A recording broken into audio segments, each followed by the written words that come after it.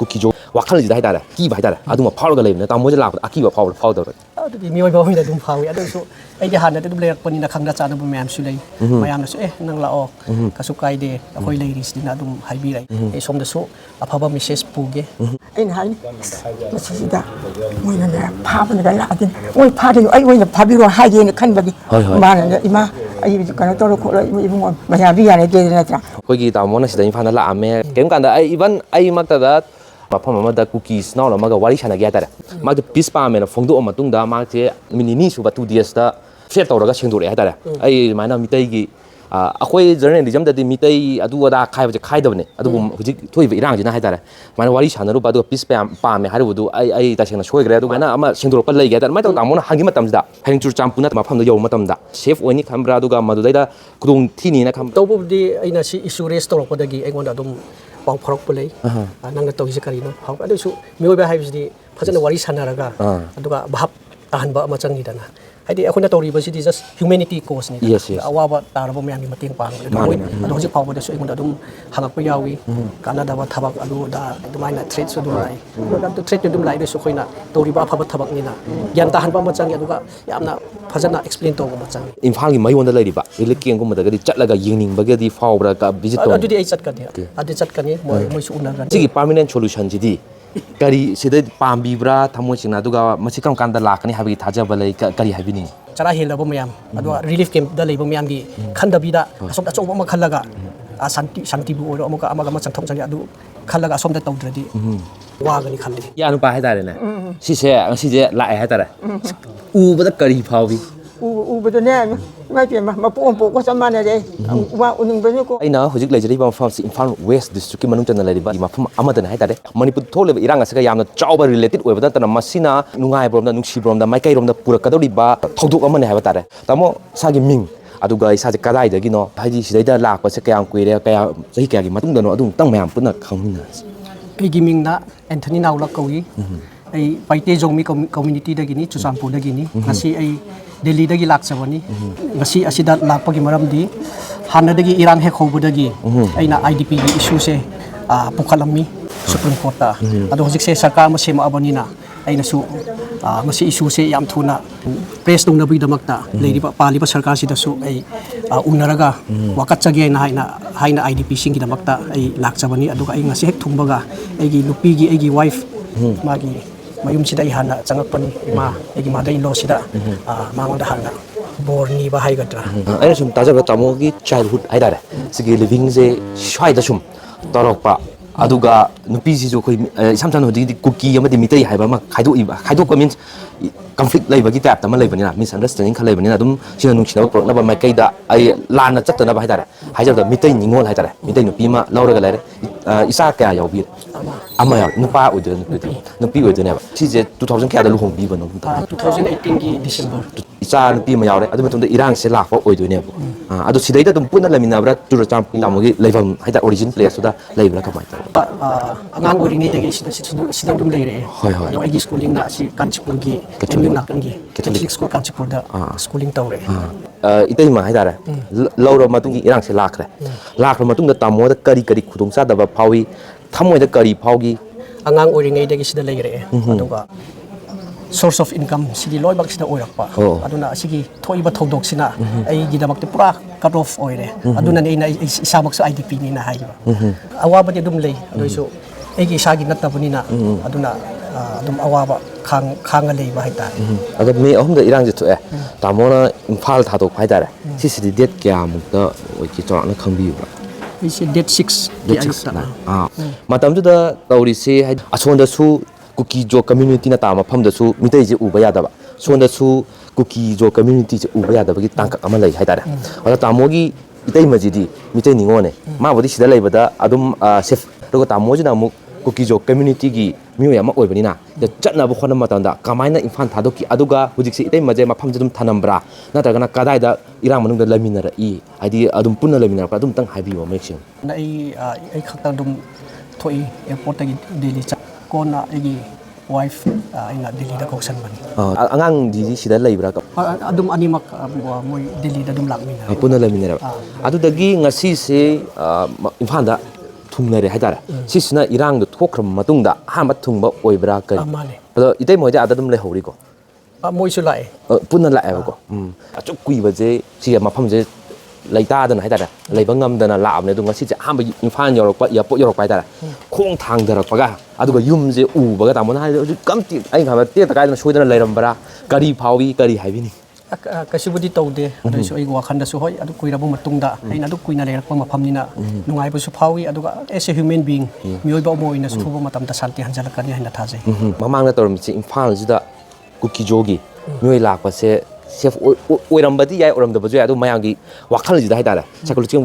ꯀꯩꯅꯣꯝ ꯍꯥꯏꯇꯥꯔꯦ ꯑꯀꯤꯕ ꯍꯥꯏꯇꯥꯔꯦ ꯑꯗꯨꯃ ꯐꯥꯎꯔꯒ ꯂꯩꯕꯅꯦ ꯇꯥꯃꯣꯁꯦ ꯂꯥꯛꯄꯗ ꯑꯀꯤꯕ ꯐꯥꯎꯗꯕ꯭ꯔꯥ ꯑꯗꯨꯗꯤ ꯃꯤꯑꯣꯏꯕ ꯑꯣꯏꯅ ꯑꯗꯨꯝ ꯐꯥꯎꯏ ꯑꯗꯨꯁꯨ ꯑꯩꯗꯤ ꯍꯥꯟꯅꯗꯤ ꯑꯗꯨꯝ ꯂꯩꯔꯛꯄꯅꯤꯅ ꯈꯪꯅ ꯆꯥꯅꯕ ꯃꯌꯥꯝꯁꯨ ꯂꯩ ꯃꯌꯥꯝꯅꯁꯨ ꯅꯪ ꯂꯥꯛꯑꯣ ꯀꯩꯁꯨ ꯀꯥꯏꯗꯦ ꯑꯩꯈꯣꯏ ꯂꯩꯔꯤꯁꯤꯅ ꯑꯗꯨꯝ ꯍꯥꯏꯕꯤꯔꯛꯏ ꯑꯗꯨꯁꯨ ꯑꯩꯅ ꯍꯥꯏꯕꯗꯧꯅ ꯑꯩꯅ ꯁꯤꯗ ꯄꯔꯄꯁ ꯑꯃꯒꯤ ꯂꯥꯛꯄꯅꯤ ꯑꯗꯨꯒꯤ ꯄꯔꯄꯁꯇꯣ ꯁꯔꯐ ꯇꯧꯔꯝꯃꯒ ꯑꯩ ꯁꯣꯝꯗꯁꯨ ꯑꯐꯕ ꯃꯦꯁꯦꯖ ꯄꯨꯒꯦ ꯑꯗꯨꯅ ꯄꯥꯜꯂꯤꯕ ꯂꯩꯉꯥꯛꯅꯁꯨ ꯇꯥꯕꯤꯅꯕꯒꯤꯗꯃꯛꯇ ꯑꯩ ꯑꯁꯣꯝꯒꯤ ꯃꯤꯗꯤꯌꯥꯒꯤ ꯊ꯭ꯔꯨꯗ ꯑꯄꯤꯜ ꯇꯧꯖꯔꯤ ꯂꯩꯍꯧꯔꯤꯕ ꯑꯦꯠꯃꯣꯁꯐꯤꯌꯔ ꯑꯦꯟꯚꯥꯏꯔꯣꯟꯃꯦꯟꯇ ꯂꯩꯔꯤꯕ ꯃꯤꯑꯣꯏꯁꯤꯡ ꯑꯁꯤꯅ ꯂꯥꯛꯎ ꯅꯪ ꯂꯥꯛꯄ ꯃꯇꯝꯗ ꯀꯔꯤꯝꯇ ꯇꯧꯔꯣꯏ ꯍꯥꯏꯅ ꯊꯥꯖꯕ ꯄꯤꯔꯛꯄꯅ ꯃꯔꯝ ꯑꯣꯏꯔꯒ ꯃꯤꯑꯣꯏꯕꯒꯤ ꯃꯤꯅꯨꯡꯁꯤ ꯖꯥꯇꯤ ꯕꯤꯖꯥꯠ ꯀꯝꯃ꯭ꯌꯨꯅꯤꯇꯤ ꯈꯥꯏꯗꯣꯛꯄ ꯍꯥꯏꯕꯁꯤ ꯃꯄꯥꯟ ꯊꯣꯡꯒꯤ ꯑꯣꯏꯕ ꯑꯗꯨꯒꯨꯝꯂꯕ ꯑꯃꯅꯤ ꯍꯥꯏꯕ ꯌꯥꯏ ꯑꯗꯨꯕꯨ ꯊꯥꯖꯅꯕ ꯅꯨꯡꯁꯤꯅꯕ ꯑꯟꯗꯔꯁꯇꯦꯟꯗꯤꯡ ꯍꯥꯏꯕꯁꯤꯃꯛꯇꯕꯨ ꯂꯩꯔꯒꯗꯤ ꯑꯀꯤꯕ ꯑꯝꯇ ꯂꯩꯇꯦ ꯍꯥꯏꯇꯥꯔꯦ ꯄꯨꯟꯅ ꯑꯗꯨꯝ ꯍꯤꯡꯃꯤꯟꯅꯕ ꯌꯥꯏ ꯍꯥꯏꯕꯗꯨ ꯎꯠꯂꯒ ꯇꯥꯃꯣꯅ ꯏꯝꯐꯥꯜꯁꯤꯗ ꯂꯥꯛꯈꯤꯕꯅꯤ ꯑꯝꯇ ꯃꯉꯣꯟꯗ ꯑꯀꯤꯕ ꯇꯨꯖꯨꯡꯕ ꯑꯗꯨꯗꯤ ꯐꯥꯎꯗ꯭ꯔꯦꯀꯣ ꯐꯥꯎꯗ꯭ꯔꯦ ꯑꯗꯣ ꯁꯤꯁꯦ ꯑꯩꯈꯣꯏꯒꯤ ꯇꯥꯃꯣꯅ ꯁꯤꯗ ꯏꯝꯐꯥꯜꯗ ꯂꯥꯛꯑꯝꯃꯦ ꯑꯗꯨꯝ ꯋꯥꯔꯤ ꯁꯥꯟꯅꯕ ꯌꯥꯕ ꯁꯥꯟꯅꯔꯅꯤ ꯍꯥꯏꯇꯥꯔꯦ ꯍꯌꯦꯡ ꯆꯨꯔꯆꯥꯟꯄꯨꯔꯗ ꯍꯪꯈꯤ ꯃꯇꯝꯗ ꯀꯔꯤꯒꯨꯝꯕ ꯀꯥꯟꯗ ꯑꯩꯃꯛꯇꯗ 2020ꯒ 5 ꯑꯗꯨꯃꯥꯏꯅ ꯑꯣꯏꯒꯗꯧ ꯃꯥꯜꯂꯦꯀꯣ ꯀꯥꯡꯄꯣꯛꯄꯤ ꯗꯤꯁꯇ꯭ꯔꯤꯛꯀꯤ ꯃꯐꯝ ꯑꯃꯗ ꯀꯨꯀꯤꯁ ꯅꯥꯎꯜ ꯑꯃꯒ ꯋꯥꯔꯤ ꯁꯥꯟꯅꯒꯦ ꯍꯥꯏꯇꯥꯔꯦ ꯃꯥꯁꯨ ꯃꯇꯝꯗꯨꯗ ꯄꯤꯁ ꯇꯥꯃꯣꯒ ꯄꯔꯄꯁ ꯃꯥꯟꯅꯗꯕ ꯂꯣꯏ ꯇꯧꯊꯣꯛꯑꯒ ꯍ꯭ꯌꯨꯃꯦꯅꯤꯇꯤ ꯒ꯭ꯔꯥꯎꯟꯗ ꯋꯥꯔꯤ ꯁꯥꯟꯅꯩ ꯍꯥꯏꯇꯥꯔꯦ ꯃꯥꯁꯦ ꯄꯤꯁ ꯄꯥꯝꯃꯦꯅ ꯐꯣꯡꯗꯣꯛꯑ ꯃꯇꯨꯡꯗ ꯃꯥꯒꯤ ꯑꯅꯤꯡꯕ ꯑꯄꯥꯝꯕꯗꯤ ꯐꯣꯡꯗꯣꯛꯈ꯭ꯔꯕꯅꯦ ꯍꯥꯏꯇꯥꯔꯦ ꯆꯠꯈ꯭ꯔ ꯃꯇꯨꯡꯗ ꯑꯃꯨꯛ ꯅꯨꯃꯤꯠ ꯅꯤꯅꯤ ꯁꯨꯕ 2 daysꯇ ꯀ꯭ꯂꯥꯔꯤꯐꯤꯀꯦꯁꯟ ꯑꯃ ꯐ꯭ꯔꯦꯠ ꯇꯧꯔꯒ ꯁꯦꯡꯗꯣꯔꯛꯑꯦ ꯍꯥꯏꯇꯥꯔꯦ ꯑꯩ ꯑꯗꯨꯃꯥꯏꯅ ꯃꯤꯇꯩꯒꯤ ꯑꯩꯈꯣꯏ ꯖꯔꯅꯦꯂꯤꯖꯝꯗꯗꯤ ꯃꯤꯇꯩ ꯑꯗꯨ ꯑꯗꯥ ꯈꯥꯏꯕꯁꯦ ꯈꯥꯏꯗꯕꯅꯦ ꯑꯗꯨꯕꯨ ꯍꯧꯖꯤꯛ ꯊꯣꯛꯏꯕ ꯏꯔꯥꯡꯁꯤꯅ ꯍꯥꯏꯇꯥꯔꯦ ꯁꯨꯃꯥꯏꯅ ꯋꯥꯔꯤ ꯁꯥꯟꯅꯔꯨꯕ ꯑꯗꯨꯒ ꯄꯤꯁ ꯄꯥꯝꯃꯦ ꯍꯥꯏꯔꯨꯕꯗꯨ ꯑꯩ ꯇꯁꯦꯡꯅ ꯁꯣꯏꯈ꯭ꯔꯦ ꯑꯗꯨꯒ ꯑꯩ ꯏꯁꯥꯃꯛꯁꯦ ꯁꯅꯥ ꯁꯤꯗꯥꯔꯒꯁꯨ ꯍꯥꯏꯇꯥꯔꯦꯀꯣ ꯅꯥꯒꯥꯅꯦꯅ ꯂꯧꯔꯨꯕꯅꯤ ꯈꯣꯠꯂꯨꯕꯅꯤ ꯑꯗꯨꯃꯥꯏꯅ ꯑꯃ ꯁꯦꯡꯗꯣꯔꯛꯄ ꯂꯩꯒꯦ ꯍꯥꯏꯇꯥꯔꯦ ꯑꯗꯨꯃꯥꯏꯅ ꯇꯧꯅ ꯑꯇꯣꯞꯄ ꯃꯌꯥꯝ ꯑꯃꯁꯨ ꯃꯃꯥꯡꯗ ꯄꯂꯦꯟꯒꯤꯗꯁꯨ ꯊꯣꯛꯈꯤꯕ ꯂꯩꯈ꯭ರೆ ꯍꯥꯏꯇꯥꯔꯦ ꯑꯗꯨꯅ ꯇꯥꯃꯣꯅ ꯍꯪꯈꯤ ꯃꯇꯝꯁꯤꯗ ꯍꯌꯦꯡ ꯆꯨꯔꯆꯥꯟꯄꯨꯔ ꯅꯠꯇꯕ ꯃꯐꯝꯗ ꯌꯧꯕ ꯃꯇꯝꯗ ꯑꯗꯣꯝꯒꯤ ꯀꯝꯃ꯭ꯌꯨꯅꯤꯇꯤꯒꯤ ꯒ꯭ꯌꯥꯟ ꯇꯥꯕ ꯂꯣꯏ ꯃꯤ ꯈꯨꯗꯤꯡꯃꯛ ꯒ꯭ꯌꯥꯟ ꯇꯥꯅꯤ ꯍꯥꯏꯕꯗꯤ ꯂꯩꯇꯦ ꯒ꯭ꯌꯥꯟ ꯇꯥꯗꯕꯗꯨꯅꯕꯨ ꯏꯔꯥꯡꯁꯦ ꯊꯣꯛꯂꯛꯏꯅꯤ ꯍꯥꯏꯇꯥꯔꯦ ꯑꯗꯨꯅ ꯑꯗꯨ ꯆꯠꯈ꯭ꯔ ꯃꯇꯝꯗ ꯁꯦꯐ ꯑꯣꯏꯅꯤ ꯈꯟꯕ꯭ꯔꯥ ꯑꯗꯨꯒ ꯃꯗꯨꯗꯩꯗ ꯈꯨꯗꯣꯡ ꯊꯤꯅꯤꯅ ꯈꯟꯕ꯭ꯔꯥ ꯑꯗꯨꯝ ꯀꯩꯝꯇ ꯐꯥꯎꯗ ꯀꯔꯤꯁꯨ ꯑꯗꯨ ꯑꯝꯇꯪ ꯍꯥꯏꯕꯤꯅꯤ ꯇꯧꯕꯕꯨꯗꯤ ꯑꯩꯅ ꯁꯤ ꯏꯁꯨ ꯔꯦꯁ ꯇꯧꯔꯛꯄꯗꯒꯤ ꯑꯩꯉꯣꯟꯗ ꯑꯗꯨꯝ ꯄꯥꯎ ꯐꯥꯎꯔꯛꯄ ꯂꯩ ꯅꯪꯅ ꯇꯧꯔꯤꯁꯦ ꯀꯔꯤꯅꯣ ꯐꯥꯎꯔꯛꯄ ꯑꯗꯨꯁꯨ ꯃꯤꯑꯣꯏꯕ ꯍꯥꯏꯕꯁꯤꯗꯤ ꯐꯖꯅ ꯋꯥꯔꯤ ꯁꯥꯟꯅꯔꯒ ꯑꯗꯨꯒ ꯚꯥꯞ ꯇꯥꯍꯟꯕ ꯑꯃ ꯆꯪꯉꯤꯗꯅ ꯑꯩꯁꯨ ꯑꯁꯤ ꯇꯧꯔꯛꯄ ꯃꯇꯝꯗ ꯑꯗꯨꯝ ꯊꯦꯡꯅꯔꯛꯏ ꯑꯗꯨ ꯐꯦꯁ ꯇꯧꯔꯒ ꯁ꯭ꯇ꯭ꯔꯒꯜ ꯇꯧꯔꯒ ꯐꯦꯁ ꯇꯧꯔꯤ ꯑꯗꯨꯁꯨ ꯑꯩꯈꯣꯏꯅ ꯍꯥꯏꯗꯤ ꯑꯩꯈꯣꯏꯅ ꯇꯧꯔꯤꯕꯁꯤꯗꯤ ꯖꯁ ꯍ꯭ꯌꯨꯃꯦꯅꯤꯇꯤ ꯀꯣꯁꯅꯤꯗꯅ ꯑꯋꯥꯕ ꯇꯥꯔꯕ ꯃꯌꯥꯝꯒꯤ ꯃꯇꯦꯡ ꯄꯥꯡꯕꯅꯤ ꯃꯣꯏ ꯍꯥꯏꯔꯤꯕ ꯃꯤꯁꯤꯡꯗꯁꯨ ꯑꯩꯈꯣꯏꯅ ꯀꯔꯤ ꯍꯥꯏꯅꯤ ꯐꯖꯅ ꯒ꯭ꯌꯥꯟ ꯇꯥꯅꯕ ꯍꯥꯏꯕ ꯑꯃ ꯆꯪꯉꯤ ꯐꯖꯅ ꯀꯝꯃꯨꯅꯤꯀꯦꯁꯟ ꯇꯧꯕ ꯑꯃ ꯆꯪꯉꯤ ꯑꯗꯣ ꯍꯧꯖꯤꯛ ꯐꯥꯎꯕꯗꯁꯨ ꯑꯩꯉꯣꯟꯗ ꯑꯗꯨꯝ ꯍꯪꯉꯛꯄ ꯌꯥꯎꯏ ꯀꯥꯟꯅꯗꯕ ꯊꯕꯛ ꯑꯗꯨꯗ ꯑꯩꯅꯁꯨ ꯀꯩꯅꯣ ꯑꯩꯒꯤ ꯄꯤ ꯑꯥꯏꯗꯁꯨ ꯑꯩꯅ ꯃꯦꯟꯁꯟ ꯇꯧꯕ ꯑꯃ ꯌꯥꯎꯏ ꯇꯝꯄꯥꯛꯅ 84 rupees per day per head adugi introduce tawdringeida Imphal Valley khara amana financial aid p 80 rupees per day per head p ado khoi somda pi deina asi raise tawbadasu 4 lakh pasulei khoi gina tongale khoi gina tongale kai dumaina threat su dum lai do threat dum lai desu khoina tawriba phaba thabak nina gyan tahan ba ma changi aduga yamna fajana explain tawba ma changi Churachandpur cha matunda pi message ꯃꯣꯏꯅ ꯀꯔꯤ ꯃꯦꯁꯦꯖꯀꯨꯝꯕꯗꯤ ꯄꯤꯅꯤꯡꯕ ꯁꯔꯀꯥꯔꯅ ꯄꯥꯏꯈꯠꯀꯅꯤ ꯑꯗꯨꯗꯤ ꯑꯁꯤ ꯇꯧꯅꯤ ꯍꯥꯏꯕꯒꯤ ꯃꯇꯨꯡ ꯏꯟꯅ ꯑꯩꯅꯁꯨ ꯁꯣꯝꯗ ꯆꯠꯂꯒ ꯀꯟꯚꯦ ꯇꯧꯗꯣꯏꯅꯤ 2024 ꯆꯍꯤ ꯂꯣꯏꯔꯝꯗꯥꯏꯗ ꯑꯩꯅ ꯆꯨꯔꯆꯥꯟꯄꯨꯔ ꯆꯠꯄꯗ IDP ꯃꯐꯝ ꯈꯔ ꯚꯤꯖꯤꯠ ꯇꯧꯖꯩ ꯒ꯭ꯔꯥꯎꯟ ꯔꯤꯌꯦꯂꯤꯇꯤꯁꯦ ꯎꯔꯛꯄ ꯃꯇꯝꯗ ꯄꯥꯎꯗ ꯍꯥꯏꯕꯒ ꯒ꯭ꯔꯥꯎꯟ ꯔꯤꯌꯦꯂꯤꯇꯤꯒ ꯌꯥꯝ ꯈꯦꯠꯅꯔꯝꯃꯤ ꯀꯔꯤꯁꯨ ꯂꯩꯇꯕꯤꯗ ꯃꯣꯏ ꯔꯤꯂꯤꯐ ꯀꯦꯝꯗ ꯂꯩꯕꯅꯦꯕ ꯑꯗꯣ ꯑꯩꯅ ꯏꯁꯨ ꯔꯦꯁ ꯇꯧꯕ ꯍꯧꯕ ꯃꯇꯝꯗꯗꯤ ꯃꯣꯏꯗ ꯐꯦꯁꯤꯂꯤꯇꯤꯁ ꯈꯔ ꯄꯤꯔꯝꯃꯤ ꯃꯦꯗꯤꯀꯦꯜ ꯐꯦꯁꯤꯂꯤꯇꯤꯁ ꯂꯩꯇꯦ ꯑꯦꯖꯨꯀꯦꯁꯟ ꯂꯩꯇꯦ ꯄꯨꯔꯥ ꯃꯣꯏ ꯑꯩꯈꯣꯏꯒꯤ ꯍꯦꯛꯇ ꯃꯐꯝ ꯑꯃꯗ ꯊꯝꯖꯟꯕ ꯑꯗꯨꯒ ꯆꯦꯡ ꯆꯥꯛ ꯈꯔ ꯄꯤꯕ ꯑꯗꯨꯒꯤ ꯐꯤꯕꯝ ꯂꯩꯔꯝꯃꯤ ꯍꯥꯏ ꯀꯣꯔꯠꯇ ꯄꯤꯌꯥꯏ ꯊꯥꯏ ꯍꯥꯏ ꯀꯣꯔꯠꯅ ꯑꯃꯨꯛꯀ ꯒꯤꯇꯥ ꯀꯃꯤꯇꯤꯗ ꯑꯗꯨꯗꯒꯤ ꯂꯥꯁꯇ ꯔꯦꯁꯄꯣꯟꯁꯇꯣ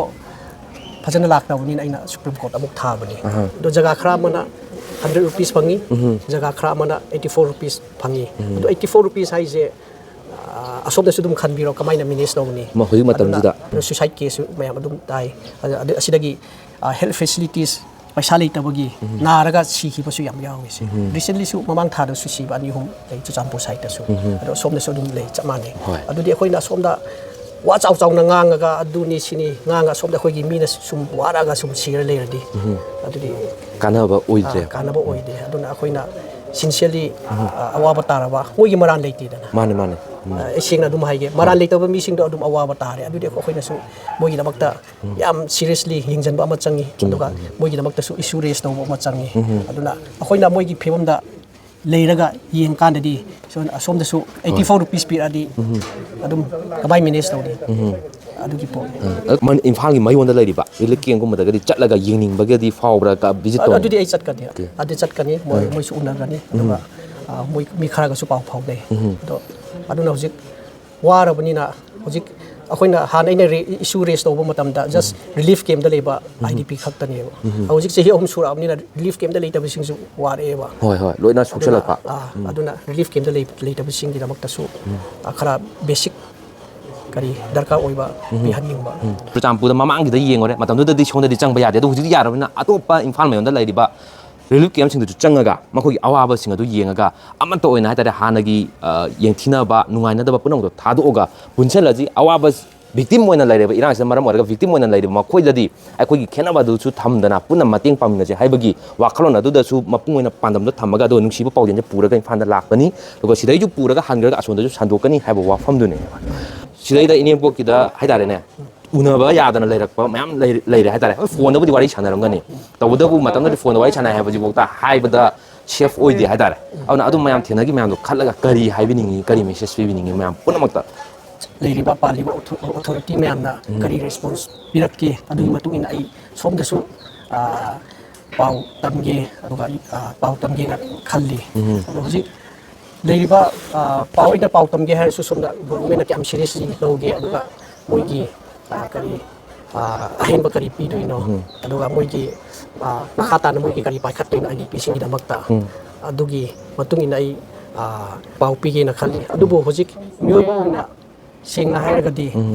ꯆꯍꯤ 3 ꯁꯨꯃꯥꯏꯅ ꯂꯩꯔꯒ ꯆꯪꯕ ꯌꯥꯅꯗꯕꯤꯗ ꯇꯧꯕꯁꯦ ꯑꯗꯨꯛꯀꯤ ꯃꯇꯤꯛ ꯋꯥꯁꯨ ꯋꯥꯏ ꯑꯗꯨꯒ ꯃꯁꯤꯒꯤ ꯁꯣꯂꯨꯁꯟ ꯍꯥꯏꯒꯗ꯭ꯔꯥ ꯑꯩꯒꯤ ꯋꯥꯈꯜꯗꯗꯤ ꯑꯋꯥꯕ ꯃꯌꯥꯝꯒꯤ ꯑꯗꯨꯒ victim ꯃꯌꯥꯝ ꯑꯋꯥꯕ ꯃꯌꯥꯝ ꯑꯗꯨꯒ ꯍꯧꯖꯤꯛꯀꯤ ꯀꯦꯝꯞꯇ ꯂꯩꯕꯁꯨ ꯑꯣꯏꯔꯦ ꯂꯩꯇꯕ ꯃꯌꯥꯝꯒꯤꯁꯨ ꯐꯖꯅ ꯃꯇꯦꯡ ꯄꯥꯡꯉꯗꯤ ꯑꯗꯨꯝ ꯌꯥꯝ ꯏꯝꯄ꯭ꯔꯨꯚꯃꯦꯟ ꯂꯥꯛꯀꯅꯤ ꯑꯗꯨꯒ ꯅꯨꯡꯁꯤ ꯆꯥꯟꯅꯕꯁꯨ ꯍꯦꯜꯂꯛꯀꯅꯤ ꯏꯝꯐꯥꯜꯗꯁꯨ ꯑꯩꯅ ꯇꯥꯕꯗ 100 rupees per day per head ꯐꯪꯉꯤ ꯈꯜꯂꯤ ꯑꯗꯣ ꯑꯁꯣꯝꯗ ꯐꯪꯉꯤꯁꯤ나 ꯑꯃꯨꯛꯀ 84 rupees ꯐꯪꯉꯤ ꯑꯗꯣ ꯑꯁꯤꯗꯁꯨ ꯈꯦꯠꯅꯕ ꯑꯃ ꯂꯩꯕꯁꯤꯗ ꯑꯁꯤꯗꯁꯨ ꯍꯦꯟꯅ ꯅꯨꯡꯁꯤꯅꯗꯕꯒꯤ ꯑꯃꯁꯨ ꯂꯩ ꯑꯩꯈꯣꯏꯗꯤ ꯁꯣꯝꯗ ꯂꯥꯟꯅ ꯀꯩꯁꯨ ꯅꯠꯇꯕꯗ ꯍꯥꯏꯇꯥꯔꯦ ꯑꯗꯨꯅ ꯁꯤꯒꯨꯝꯕ ꯒꯦꯞꯁꯦ ꯈꯔ ꯐꯤꯜ ꯑꯞ ꯇꯧꯖꯔꯒ ꯃꯣꯏꯒꯤ ꯏꯁꯨꯁꯦ ꯁꯤꯔꯤꯌꯁꯂꯤ ꯂꯧꯔꯒ ꯌꯥꯝꯅ ꯀꯃꯟꯂꯤ ꯑꯣꯏꯅ ꯄꯨꯟꯅ ꯐꯦꯁꯤꯂꯤꯇꯤꯁ ꯐꯖ ꯄꯤꯕꯤꯕ ꯑꯗꯨꯑꯣꯏꯗꯤ ꯑꯗꯨꯝ ꯅꯨꯡꯁꯤꯅꯔꯕ ꯍꯦꯟꯒꯠꯂꯛꯀꯅꯤ IDPꯁꯤꯡꯁꯤꯒꯤꯕꯨꯗꯤ ꯌꯥꯝ ꯐꯔꯦ ꯑꯗꯨ ꯅꯠꯇꯕ ꯑꯩꯅ ꯉꯁꯥꯏ ꯍꯥꯏꯖꯕ ꯇꯦꯝꯄꯔꯔꯤꯅꯤ ꯍꯥꯏꯇꯥꯔꯦ ꯑꯗꯨꯅ ꯄꯥꯔꯃꯤꯅꯦꯟ ꯁꯣꯂꯨꯁꯟ ꯑꯃ ꯍꯥꯏꯗꯤ ꯃꯥꯒꯤ ꯑꯣꯔꯤꯖꯤꯟ ꯄ꯭ꯂꯦꯁꯁꯤꯡꯗꯨꯗ ꯂꯩꯐꯝꯁꯤꯡꯗ ꯏꯚꯟ ꯑꯩꯅ ꯉꯁꯥꯏ ꯍꯥꯏꯖꯕ ꯆꯨꯔꯆꯥꯟꯄꯨꯔ ꯀꯥꯡꯄꯣꯛꯄꯤꯗ ꯂꯩꯔꯝꯕ ꯃꯤꯇꯩꯁꯤꯡ ꯁꯣꯝꯗ ꯂꯥꯟꯖꯦꯟꯅꯔ ꯂꯩꯅꯗꯣ ꯍꯥꯟꯅ ꯃꯐꯝꯗ ꯍꯟꯖꯟꯕ ꯑꯩꯈꯣꯏ ꯁꯤꯗꯒꯤ ꯏꯝꯐꯥꯜ ꯃꯌꯣꯟꯗ ꯂꯩꯔꯝꯕ ꯆꯨꯔꯆꯥꯟꯄꯨꯔꯗꯒꯤ ꯀꯥꯡꯄꯣꯛꯄꯤꯗꯒꯤ ꯍꯧꯖꯤꯛ ꯑꯗꯣꯝꯗ ꯑꯃꯨꯛ ꯂꯥꯟꯖꯦꯟꯅꯔꯒ ꯂꯩꯔꯤꯕꯁꯤꯡꯗꯣ ꯍꯥꯟꯅ ꯃꯐꯝꯗ ꯍꯜꯂꯛꯄ ꯁꯤꯒꯤ ꯄꯥꯔꯃꯤꯅꯦꯟ ꯁꯣꯂꯨꯁꯟꯁꯤꯗꯤ ꯀꯔꯤ ꯁꯤꯗ ꯄꯥꯝꯕꯤꯕ꯭ꯔꯥ ꯊꯃꯣꯏꯁꯤꯡꯅ ꯑꯗꯨꯒ ꯃꯁꯤ ꯀꯔꯝ ꯀꯥꯟꯗ ꯂꯥꯛꯀꯅꯤ ꯍꯥꯏꯕꯒꯤ ꯊꯥꯖꯕ ꯂꯩ ꯀꯔꯤ ꯍꯥꯏꯕꯤꯅꯤꯡꯉꯤ ꯑꯐꯤꯜ ꯇꯧꯕꯤꯅꯤꯡꯉꯤ ꯑꯩꯒꯤ ꯋꯥꯈꯜꯗꯗꯤ victim ꯑꯣꯏꯕ ꯑꯋꯥꯕ ꯇꯥꯔꯕ ꯃꯌꯥꯝꯒꯤ ꯃꯇꯦꯡꯁꯦ ꯐꯖ ꯄꯥꯡꯕꯁꯦ ꯑꯁꯤꯗ ꯁꯥꯟꯇꯤꯒꯤ ꯈ꯭ꯋꯥꯏꯗꯒꯤ ꯆꯥꯎꯕ ꯈꯣꯡꯊꯥꯡꯅꯤ ꯍꯥꯏꯅ ꯂꯧꯏ ꯆꯔꯥ ꯍꯦꯜꯂꯕ ꯃꯌꯥꯝ ꯑꯗꯨꯒ ꯔꯤꯂꯤꯐ ꯀꯦꯝꯞꯇ ꯂꯩꯕ ꯃꯌꯥꯝꯒꯤ ꯈꯟꯗꯕꯤꯗ ꯑꯁꯣꯝꯗ ꯑꯆꯧꯕ ꯑꯃ ꯈꯜꯂꯒ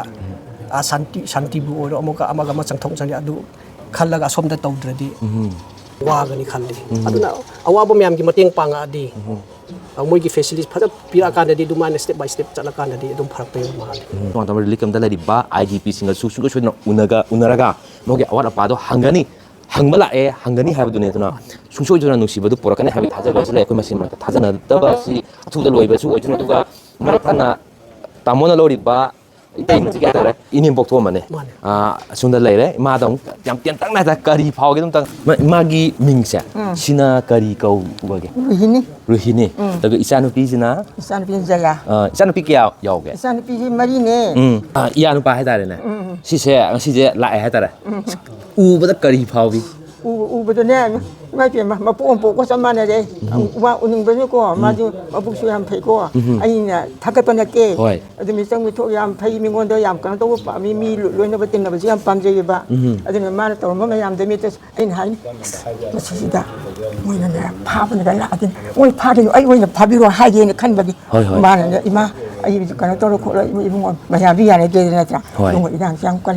ให้เราคุยเราคุยตรงกันเนี่ยมาแล้วตัวกี่เป็นแบบดูง่ายที่จะขลุ่นง่ายที่จะ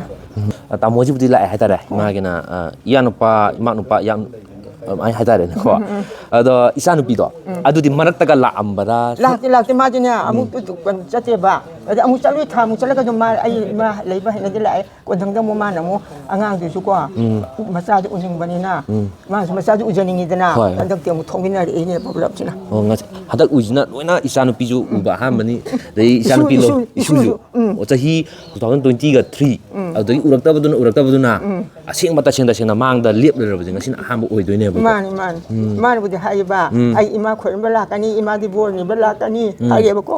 อาจุกกันทั้งเวลากันก็ตัวแรกตัวอะไรอย่างนี้มาสิลากันนี่นะไฮเดบ้าอันนี้มาลากันนี่ไอ้ยังเข้าร้านยังไงเลยนี่อิสาไอ้มาเนี่ยตัวปนี่ไอ้อิสานี่ปีกินตัวปนี่นะไอ้เนี่ยอิสานี่วันตะกี้เห็นไอ้ยาสังเกตไอ้ยาจะล้วนไพ่บ้าอันนั้นไอ้กะดีวาลีกะดีมากันแล้วกะดีสาวตัวตุกันมันว่าทันเดียบไอ้เสียโดยมาสิอิร่างจิตาล้วนเอาว่าไปล้วนนังเนรีเนี่ยนั่งอาจารย์คุยจุเนี่ยจะบังคับจะบังคับจะใครก็ไม่ต้องดีใจใครตัวรำตะกี้อิสุไอ้นั่งเลยไปสิ่งที่บังเนี่ยใครตัวรำตะกี้น้องไม่ได้กล้าไปคนจะตามอะไรตามที่ police guard ที่จะไปตามใครตัวรำตะกี้ให้ไปปักขัดนี่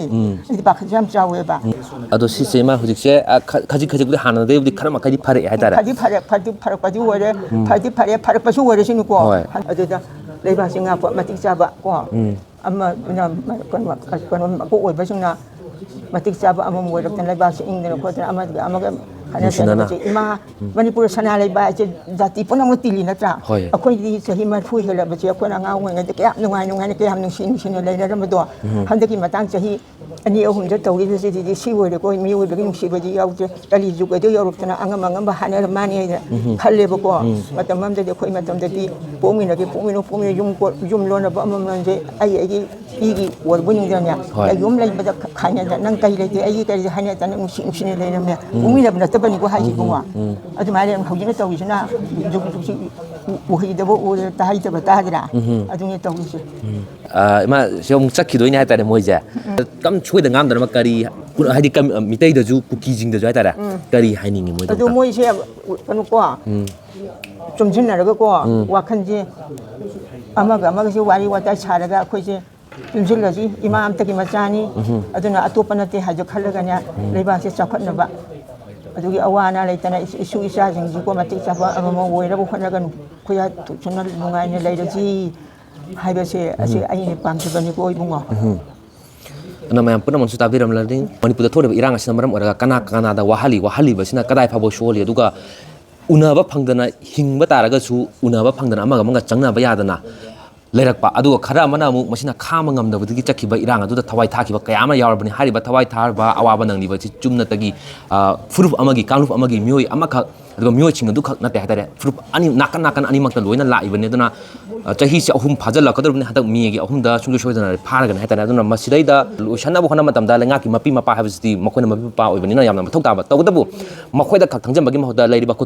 furup kanlup da himinari ba ku khurima ki oiba achawa thodang amasu lomin na bagi tangai fadaba adudai la ai masina kayam kuina koina changna roije samna roije haidana kayam kuina manipur sida sigi boundary sida haidara ko state manipur sida leiminaraga kayam kuina ngamgadori bono kayam kaina khaidona ga hingbasi kayam sang ngamgadori na masida atopa yekna ba singna karamba sarawa muksila kani habsidi masidi akoi khantharoi dra habasi achawa wahang masu lai aduna akoi punamak kanglu furup naidra manipur sida akoi amata oina manipur kaidana khona badana masid himinari ba kanglu furup kuri manung sina amata oina himinari tangai fada wapam silai re habga lona ingta papu ba paujel asi makata na hena miyam sina pakthok chakthok tuna amaga amagi marka thajana badu leituna changthok tansin yaba nungsichana na himinaba hana soikiba nga leminaba taranga su nungsichana na himinaba buti orisino haba pni thamjona na hiramasigi matang da paudam jari ba Naorem Tanoranjan Ichel News Newak Singjamai